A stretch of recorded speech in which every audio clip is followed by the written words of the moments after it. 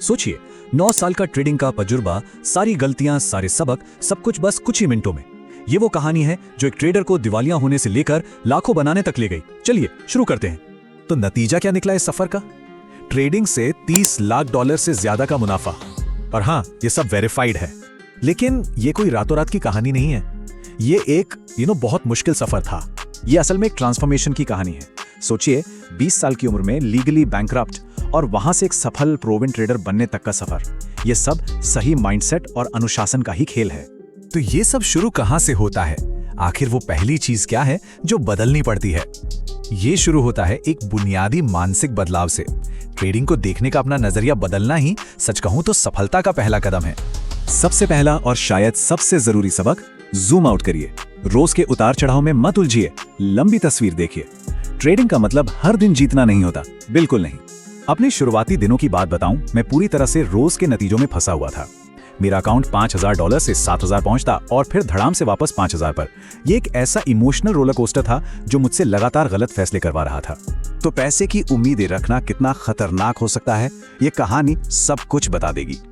एक बोइंग का ट्रेड था और जीतने की उम्मीद ने मुझसे $12000 का नुकसान करवा दिया।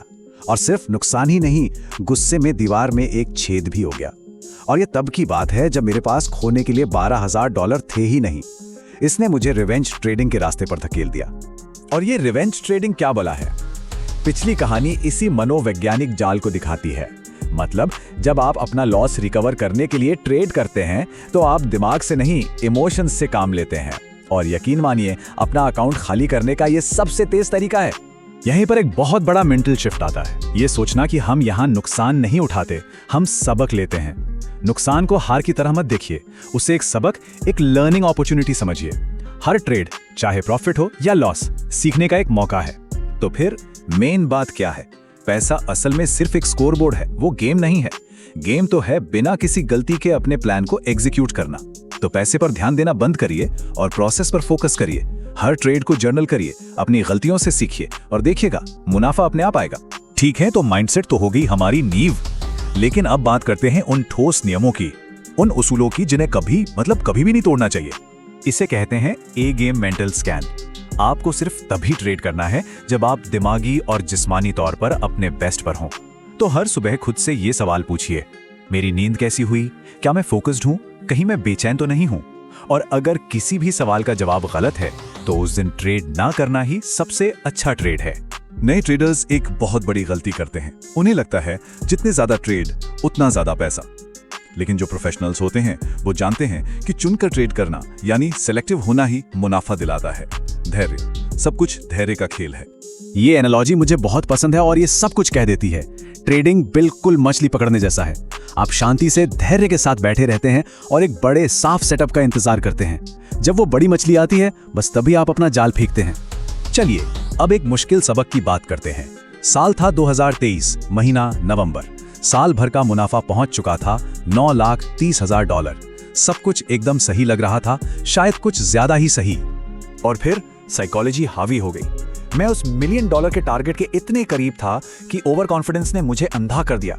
मैंने बड़े बड़े रिस्क लिए, अपने ही बनाए नियम तोड़े, सब कुछ सिर्फ उस एक नंबर के लिए। और नतीजा, लगभग $90,000 का नुकसान। यह अनुशासनहीनता की एक बहुत दर्दनाक लेकिन उतनी ही पावरफुल याद है। और इसी से वो सबक सामने आता है जो हर ट्रेडर को याद रखना चाहिए।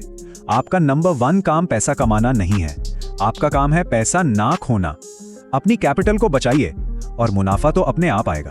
ठीक है, तो अब आते हैं आखिरी हिस्से पर, बाजार में महारत हासिल करना और साथ ही खुद पर भी।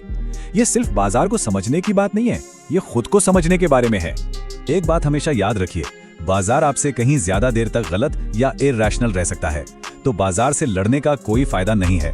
अगर ट्रेंड ऊपर जा रहा है तो आप भी ऊपर जाइए, अगर नीचे है तो शॉर्ट करिए। बाजार के साथ चलिए, उसके खिलाफ नहीं। अब बात करते हैं सबसे बड़े अकाउंट किलर की, फोमो यानी फियर ऑफ मिसिंग आउट, चूक जाने का डर। ये एक जबरदस्त फीलिंग होती है कि आपको बस इस ट्रेड में घुसना ही है और ये अक्सर आपको गलत ट्रेड्स में फंसा देती है।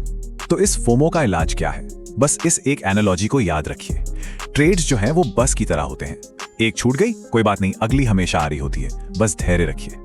और यह रहा हमारा आखिरी मंत्र, डोपामीन पर अनुशासन। इसका मतलब है शॉर्ट टर्म के थ्रिल और एक्साइटमेंट के बजाय लॉन्ग टर्म के सफलता को चुनिए।